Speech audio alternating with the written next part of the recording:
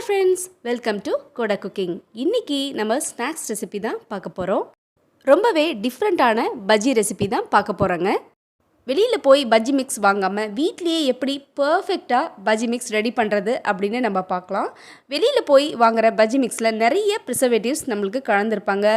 Added colours எல்லாமே இருக்கும். எதுவுமே இல்லாமல் வீட்லேயே ரொம்ப குவிக்காக தயார் பண்ணலாம் வீட்டில் இருக்க இன்க்ரீடியன்ட்ஸ் வச்சு. இது எப்படி செய்கிறதுன்னு பார்க்குறதுக்கு முன்னாடி நம்ம சேனலை ப்ளீஸ் சப்ஸ்கிரைப் பண்ணிடுங்க, பெல் பட்டனும் அழுத்திடுங்க. நம்ம ஊட்டி கொடைக்கானல் போனால் இந்த மிளகா பஜ்ஜி சாப்பிடாம கண்டிப்பாக வரமாட்டோம். அவ்வளோ டேஸ்ட்டாக இருக்கும். இந்த வீடியோ எண்டிங்கில் நிறைய வெரைட்டிஸ் ஆஃப் பஜ்ஜி செஞ்சு காமிச்சிருக்கேன். அதுக்கு முன்னாடி பஜ்ஜி மிக்ஸ் நம்ம குவிக்காக ரெடி பண்ணிடலாங்க. ஒரு பவுல் எடுத்துக்கலாம். இந்த கப் 250 கிராம்ஸ் இருக்குங்க. இதில் நம்ம ஒரு கப் கடலை மாவு சேர்த்துக்கலாம். உங்ககிட்ட இந்த மெஷரிங் கப் இல்லைன்னா கூட பரவாயில்ல, நீங்கள் நார்மல் கப்பில் இல்லை டம்ளரில் கூட நீங்கள் அளந்து எடுத்துக்கலாம். அதில் கால் கப் அரிசி மாவு வீட்டில் அரைச்சதாக இருந்தாலும் வெளியில் வாங்கினதாக இருந்தாலும் அதுலேயே நீங்கள் மெஷர் பண்ணலாம். 1/4 கப் சேர்த்துக்கோங்க. 1 ஸ்பூன் இஞ்சி பூண்டு பேஸ்ட் சேர்த்துக்கோங்க. சேர்த்துட்டு இதுக்கு தேவையான உப்பையும் இது கூட நம்ம சேர்த்துக்கலாம். 1 ஸ்பூனுக்கும் கம்மியான உப்பு தான் நான் சேர்த்துக்கிறேன். சேர்த்துட்டு வரமிளகாய் தூள் இருந்துச்சுன்னா 2லேருந்து 3 ஸ்பூன் நீங்கள் காரத்துக்கு தகுந்த மாதிரி நீங்கள் சேர்க்கலாம். குழந்தைங்களா இருந்தாங்கன்னா 2 ஸ்பூன் சேர்த்தா போதும். 1/4 ஸ்பூன் கரம் மசாலா தூள் சேர்த்துக்கோங்க. கரம் மசாலா தூள் உங்கள்கிட்ட இல்லை அப்படின்னா கறி மசாலா தூள் கூட நீங்கள் சேர்த்துக்கலாம். பெருங்காயம் நல்லா நிறையா சேர்த்துக்கோங்க. ஏன்னா நம்ம கடலை மாவு சேர்த்துருக்கனால பெருங்காயம் நல்லா துவைக்கலாம். இது கூட ஒரு பிஞ்ச் ஓமம் சேர்த்துக்கலாங்க. ஓமம் நம்ம முறுக்குக்கெலாம் போடுவோம் இல்லைங்களா, அந்த ஓமம் சேர்த்துக்கலாம். நல்ல ஜீரணத்துக்கு ரொம்ப ரொம்ப நல்லது. இது கூட ஒரு 1/4 ஸ்பூனுக்கும் கம்மியான பேக்கிங் சோடா சேர்த்துக்கலாங்க.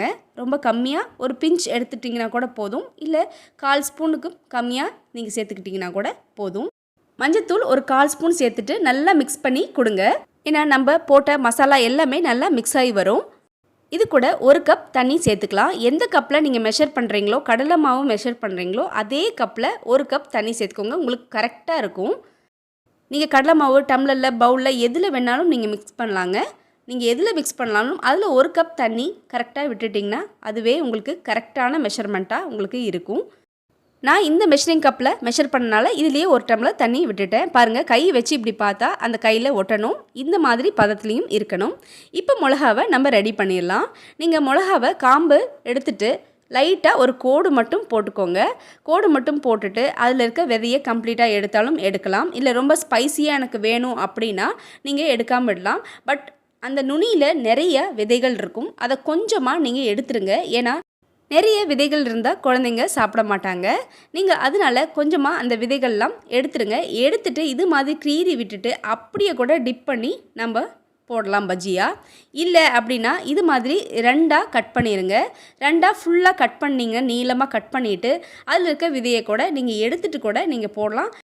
ஏன்னா அந்த மிளகாவே ரொம்ப ஸ்பைஸியாக தான் இருக்கும். ஸோ நான் இந்த விதைகள்லாம் எடுத்துடுறேங்க. எடுத்துகிட்டு பாருங்கள், இப்படி இருக்குது. இது குட்டி குட்டியாக பீசஸாக கட் பண்ணிவிட்டு கூட போடுறவங்க இருக்காங்க. குழந்தைங்க ரொம்ப விரும்பி சாப்பிடுவாங்க. இல்லை அப்படியே கூட டிப் பண்ணிவிட்டு நீங்கள் போட்டிங்கன்னா அழகாக மிளகா பஜ்ஜி சூப்பராக கிடைக்கும். நம்ம வீட்லேயே மிக்ஸ் பண்ண இந்த மிக்சரை எடுத்து நீங்கள் போட்டு பாருங்கள், எவ்வளோ அழகாக மிளகா பஜ்ஜி கிடைக்குதுன்னு நீங்கள் பாருங்கள். எண்ணெய் நல்லா சூடாக இருக்கணுங்க. சூடானதுக்கப்புறம் நீங்கள் மிளகா பஜ்ஜியை போட்டு எடுங்க. நம்ம ஊட்டி கொடைக்கானல் போகிறப்போ கண்டிப்பாக இந்த மிளகா பஜ்ஜி சாப்பிடாமல் நம்ம வரவே மாட்டோம். என்ன தான் நம்ம வீட்டில் செஞ்சு சாப்பிட்டாலும் அங்கே போய் அந்த கூலிங் கிளைமேட்டில் சாப்பிட்றது அது ஒரு டேஸ்ட் அப்படின்னு சொல்லுவாங்க. பட் இப்போது நம்ம ஊர் கிளைமேட்டே ஊட்டி மாதிரி தான் அங்கே இருக்குது. அதனால கண்டிப்பாக நம்ம மிளகா பஜ்ஜி செஞ்சு சாப்பிட்லாம். நம்ம வெளியில் வாங்குகிற ரெடிமேட் மிக்ஸ் ரொம்ப சீக்கிரம் வேலை முடிஞ்சிருங்க. பட் அதில் இருக்க நிறைய ப்ரிசர்வேட்டிவ்ஸ், நிறைய தேவையில்லாத கலர், இது எல்லாமே உடம்புக்கு ரொம்ப கேடாக இருக்கும். இது மாதிரி ஹெல்த்தியாக செஞ்சு சாப்பிடுங்க. பாருங்கள், நானும் குட்டி குட்டியாக கட் பண்ணி போட்டிருக்கேன்.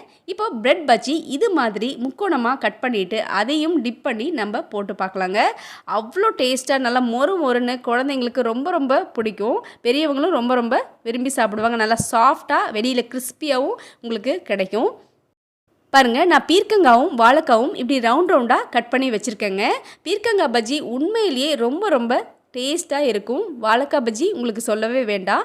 பீர்க்கங்காய் பஜ்ஜி நீங்கள் கண்டிப்பாக ட்ரை பண்ணுங்கள்.